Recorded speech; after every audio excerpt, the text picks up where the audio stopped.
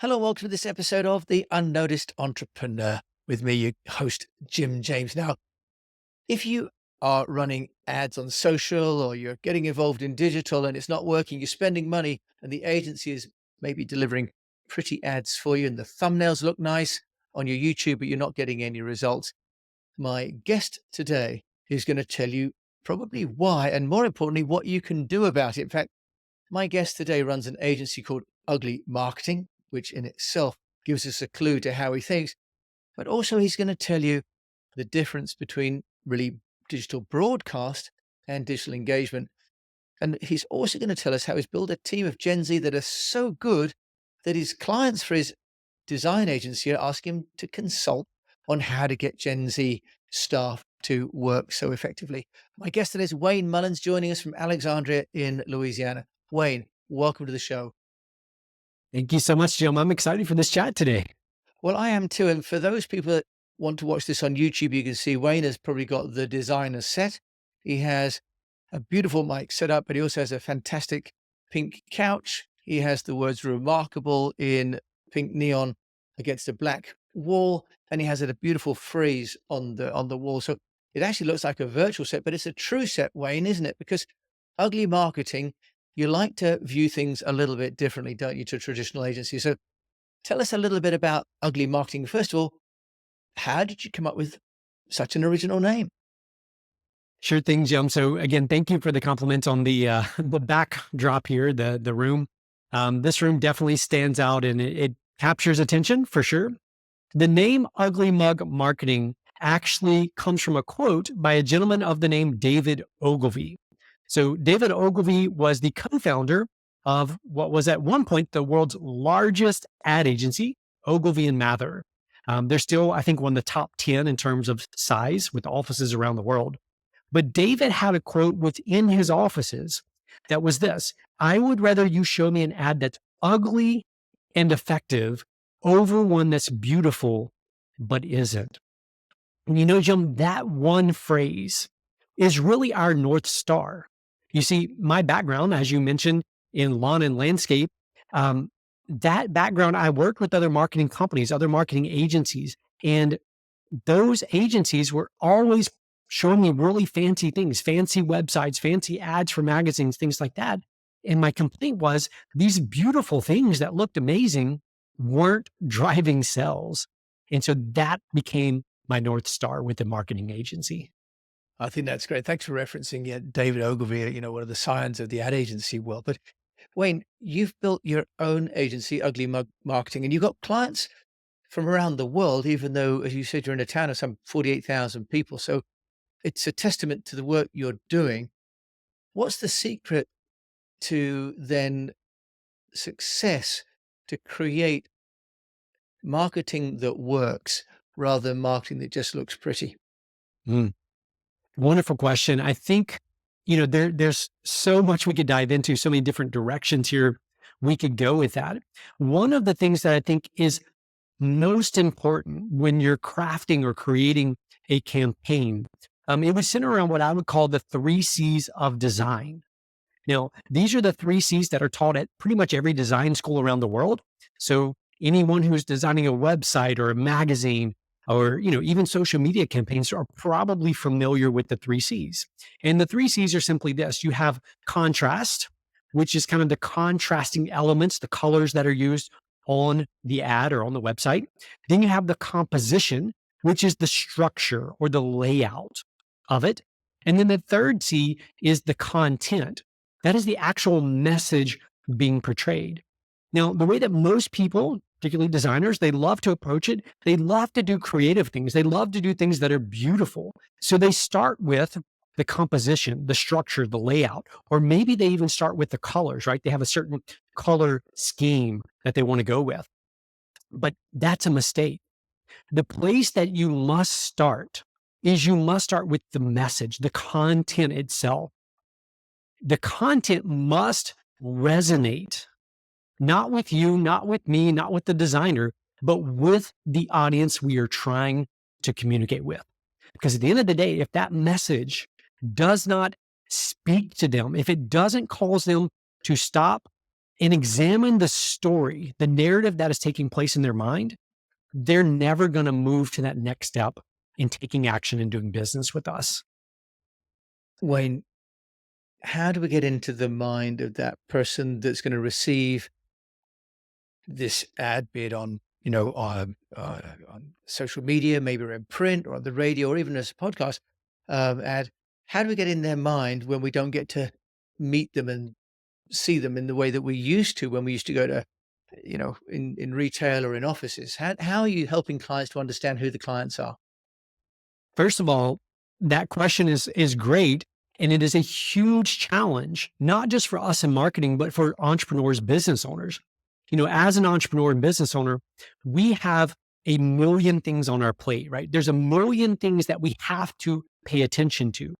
And if we're not careful, we lose sight of the very person or the very people that we exist to serve, and that is the customer.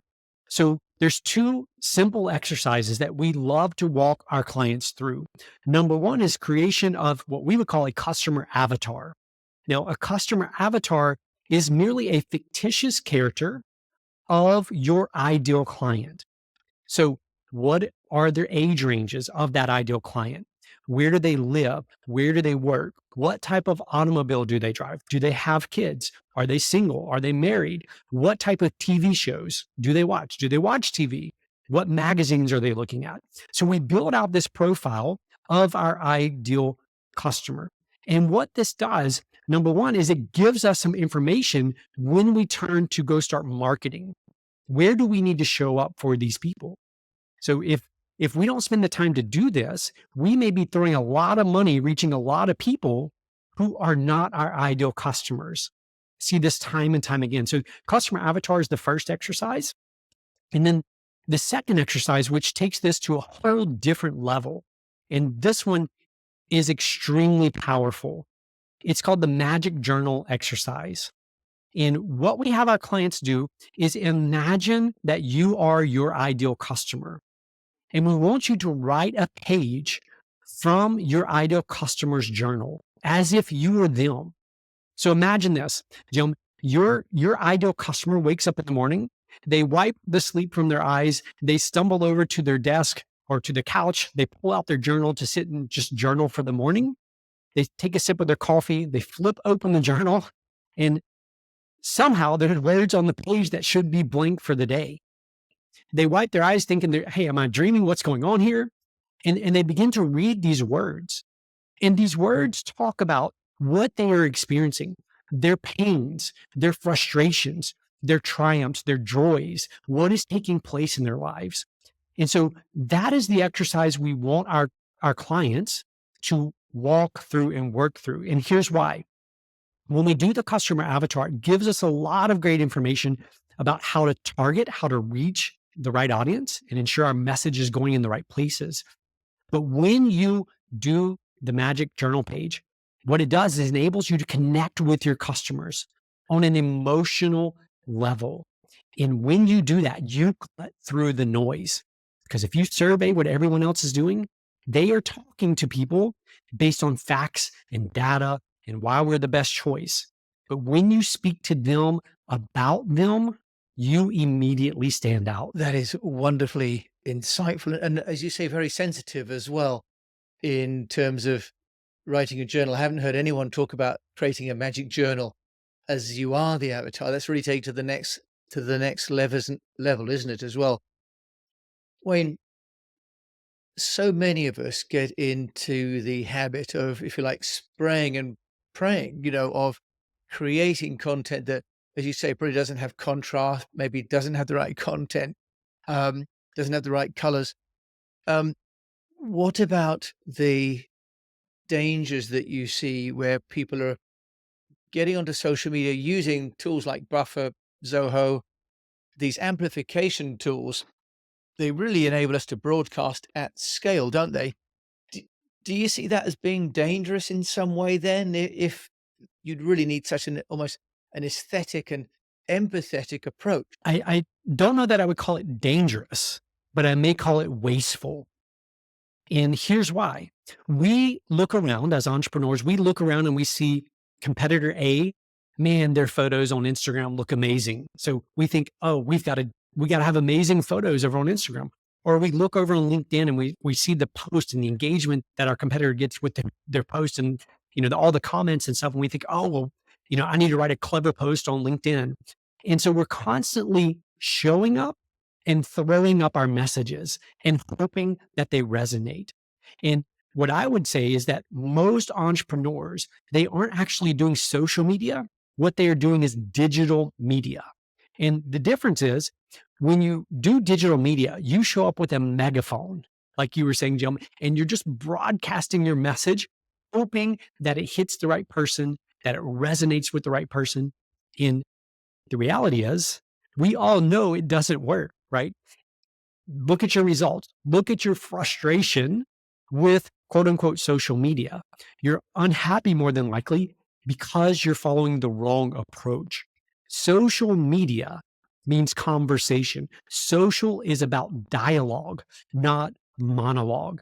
And so my question for you would be, how are you actually showing up and engaging with the people who matter most to your business? When you show up and engage with them in meaningful ways, you turn what everyone else is doing, digital marketing, into social, and you win.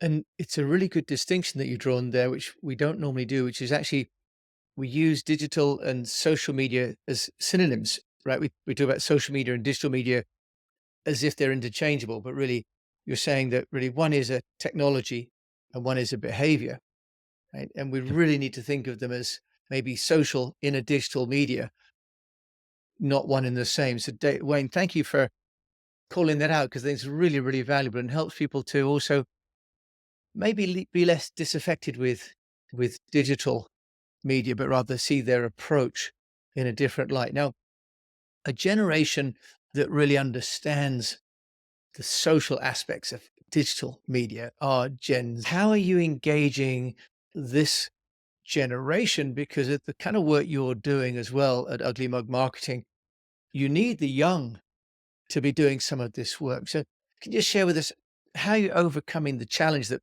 a lot of people talk about, which is getting young people to want to play a role and be engaged in a company? Yeah. So that question leads to an answer which has to do with probably the biggest failure, one of the biggest failures of my entrepreneurial journey. Jim, for the first 7 to 8 years of running this agency, I was of the opinion that culture, the culture within our organization, was something that I would one day get to. Like it was this thing that, when we had enough resources, when I had enough time, when I had enough staff, I would eventually address culture. And here's what I've learned is that if you are not intentional about building a high performance, self accountable culture, then you are unintentionally allowing a disengaged and underperforming culture. And that for me came out of a luncheon, an entrepreneurial luncheon that I went to about 8 years ago now. I was invited to this luncheon. It was a mastermind group, and there was probably 15 to 20 other business owners in that room. And it just so happened that that day, the topic was going to be your team and how do you build your team? How do you grow your team? How do you inspire your team? All this stuff. And so the very first question that the facilitator asked, he said, we're going to go around the room. I want you to state your name, your business, and how many people work for you. Well, Jim, there was this one entrepreneur in the group who everyone knew his business. He had about 600 or 700 employees at the time, very, very successful.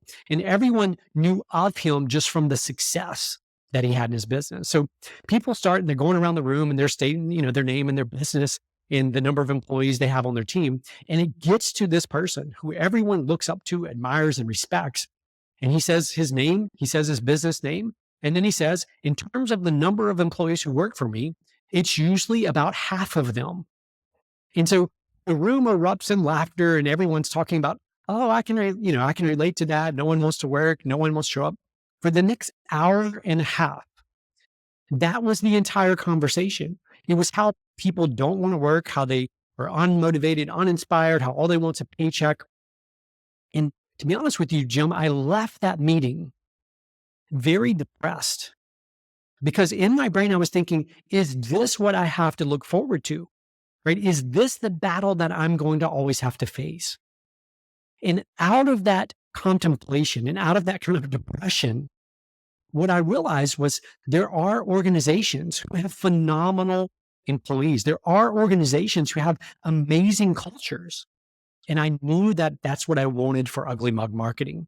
And that was the day, that one instant, that one 7 years of failure in terms of not paying attention to culture culminated with that one lunch meeting, which turned me down this path to learning to build a culture that is both engaged and high performing. Wayne, I love that story. And I think, you and I were employees once, and we both suffered from seeing the divergence between, what we got paid and what we earned for the company. And we lose track, don't we, as entrepreneurs, of how easy it is to feel disconnected from the company. How have you then gone about creating this self-evaluation, high performing culture? Just, because it's so interesting in what you're doing and generating this engagement. I'd love to hear that from you before we move on to the more sort of still getting noticed aspects of the business. Absolutely. I think, Jim, that it really boils down to these two parallels. One is alignment, and then the other is autonomy. Alignment and autonomy. And as entrepreneurs, what I've discovered is we typically fall into one of two camps. We tend to either be micromanagers or we tend to be completely hands off. And then what happens is we vacillate back and forth between these two things, always defaulting back to our natural tendency. And when we do that, we are creating havoc within our own organization. One of the things that I would say that I walked away from that meeting with the realization of is that it's not the employee's fault that they're unmotivated, uninspired, and unwilling to show up and work. That is solely my responsibility. It is my job as the leader to ensure that everyone on the team is going in the right direction, is pulling in the right direction. So when I say autonomy and alignment, those two things are critical. For alignment, it's all the stuff we know we should have, that we know we should do. It's the vision, it's the mission, it's the values. It's ensuring that the people know what we're trying to accomplish and where we're trying to go. And our values give them the guidepost to help them ensure they're staying on the right path as they pursue that mission and that vision that we've set forth for them. And the beautiful thing is when you have high alignment around those things, you can have high autonomy. And autonomy just simply means that when you have the right people on your team, people who are aligned and pulling in the right direction towards your vision, you can trust them to execute. You can trust them to use their gifts, their unique gifts and their abilities as they see fit towards that mission. Now, that doesn't mean we don't have, some check-in points. Our weekly team meeting and the way we have that structured is a very important part of the culture that we've created. But those two elements are so vital to building that culture. When I love that. And as in the same way that as a coach on the sidelines doesn't go on the pitch and play, right? You've established the ground rules for the team, and then you have to let people go and play, make the plays, don't you, Wayne? Wayne, Ugly Mug Marketing, it's about this time that I ask people who so far in the interview seem indomitable and invincible. I do ask the mistake question. Is there something that you've done? You touched about culture, so maybe let's not go back over that. But is there something that you've done in a marketing getting noticed front that didn't work as you would have hoped, and maybe you would let us know so we wouldn't do it ourselves? Sure. I think, in the marketing perspective, coming into this, I got sidetracked a lot, just like any other entrepreneur. I knew the right ways, quote unquote, right ways to do things, the right way to market. And yet, because I had so much on my plate, because of all the things going on, I allowed us to become complacent in our unique approach to marketing. And specifically, what I mean by that is, I believe there's a huge difference between advertising and marketing. And earlier, we talked about how those how the words are kind of synonyms and can be used as one and the same. But the reality is, advertising is merely a piece or a component of marketing. They're not used interchangeably.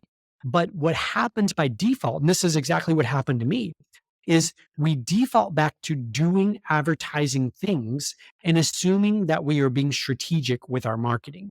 And we're not.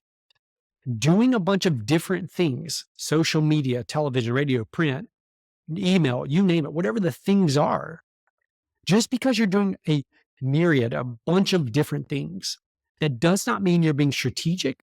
And that doesn't mean you're doing marketing. What you're doing are a bunch of advertising pieces and you're calling it marketing. And that is a tremendous mistake. And the challenge, Jim, is this, that mistake we often can't see because we're under the illusion that all of these things that we're doing are actually part of a cohesive marketing strategy, and they're not. And Wayne, if you want to solve that problem, how do they take a view of their business from a strategic marketing point of view? How do you suggest you do that? You talked about creating the avatar, for example, which conceivably is strategic but a little bit tactical. Is there something that you'd recommend as the founder of several businesses now and with Ugly Mug Marketing? Is there something you'd say solves that problem? I think to begin, you have to understand kind of the fundamentals of what marketing is. At the end of the day, I believe that marketing boils down to psychology and math. So, psychology from the perspective of we're trying to persuade people, we have to convince them, we have to position ourselves, our business, our products in such a way that it persuades people to change their stories, to buy into what we're selling. The math part, you can't be a strategic marketer if you aren't watching the numbers. If you are not holding every dollar spent accountable for an ROI, you are not being strategic. So, one of the very first places that I'd love for people to start when we look at the psychology side is just simply this. There's really three ingredients to move somebody to become a buyer. Number one, we have to identify, like the avatar piece, who those people are really clearly. Then we have to get them to know about us and to like us. It's that simple. Get them to know about us and like us. At that point, what we would call them is they are now friends of ours, right? They're not customers, they're merely friends. The next step is we have to move our friends into customers. And the one core ingredient, Jim, that's needed to do that is trust. And here's the thing. People don't trust us as entrepreneurs and they don't trust us as marketers. And the reason is this, they know that we have a vested interest, that we are biased towards our product or service. So if they don't trust us, the question is, who do they trust? And so that varies from company to company, organization to organization, but it's not us. We need to make sure that we're using reviews, we're using case studies, we're using testimonials, we're using previous clients who are willing to speak on our behalf. And then the super quick last final piece to being strategic is this. We all know when I talk to entrepreneurs, when I talk to business owners, or when I'm speaking at an event and I ask, where do your best customers come from? The resounding answers usually come back from word of mouth or from referrals. That's where our best customers come from. And then my next question is simply this. What percent of your budget is allocated to turning your existing customers into evangelists for your brand? So answer that question truthfully for yourselves. And then I would challenge you to just begin moving more of your marketing dollars over to that side of the equation. You know, you think about it, Jim, there's 6.5 billion people on the planet today with this little device I'm holding up, a smartphone. That means there's 6.4 or 5 billion people with the ability to share our message for us. And yet, as entrepreneurs and marketers, we're so busy trying to find the next person that doesn't know about us, to get them to like us, to trust us, to buy our stuff, instead of empowering our existing customers and clients. Wayne Mullins, that's a great piece of advice, and the idea that actually one of our greatest real marketing assets really are our existing customers, and we're so busy finding new ones, we often neglect the existing ones. There's often not a budget, as you say, for referrals, and yet there really should be. Um, Wayne Mullins over there in Alexandria, Louisiana. If I asked you for a book or a podcast, what would that be, do you think? The one that comes to mind is a book called Michael Jackson Inc. So it's about Michael Jackson, the famous pop star musician. And it's really about the business side of Michael Jackson. And one of the most fascinating things about that book is the way that he learned to position himself. Even the way he gained the title of the King of Pop was very intentional. It was very calculated. It didn't just happen. And so that book really is about how do you stand out in a very crowded marketplace. That is fascinating. Wayne, I can't let you get away without just explaining very briefly, how did Michael Jackson end up getting the title of king, which I thought belonged to Elvis? Yeah. So it actually boiled down to they wanted him to appear on a certain award show. And he negotiated in that the only way he would appear is if they use that title to call him out onto stage. So that is the way he ended up with the King of Pop. So really then the message for those of us entrepreneurs is understand your positioning, understand where you want to be positioned. Wayne, you're positioned wonderfully in that amazing studio there, Ugly Mug Marketing. If people want to find you, how can they do that? The simplest place is our website. That's just uglymugmarketing.com. All of our socials there, email addresses, phone numbers, all of that stuff's all in one spot. Wayne, thank you so much for agreeing to come on the show today. I've really, really enjoyed it. Thank you, Jim, for the opportunity. I've enjoyed our chat as well. So Wayne has shared with us a number of things, and what I really like is this combination of some strategic thinking, quoting David Ogilvy and talking about the 3 C's of content, composition, and contrast, foundational work in advertising, but also he's really understood the importance of alignment and that culture can't just be a byproduct of how you behave. Culture is what you establish with intent. And I've learned that lesson myself over 25 years as well. That's the most important thing for engaging existing and new people to work for you and with you. And also that then resonates and really goes out into your customer community as well. And that final point about Michael Jackson, didn't expect that we get that, but this idea that really as an entrepreneur, you also have to be very intentional about how you position yourself, because otherwise people will position you as they want to position you. So be intentional about that as well. So a wonderful, wonderful interview today with my guest, Wayne Mullins, the CEO and founder of a company called Ugly Mug Marketing. My name's Jim James. Thanks for joining me, your host on the Unnoticed Entrepreneur. If you've enjoyed it, do please leave a review. And until we meet again, I just encourage you to keep on communicating.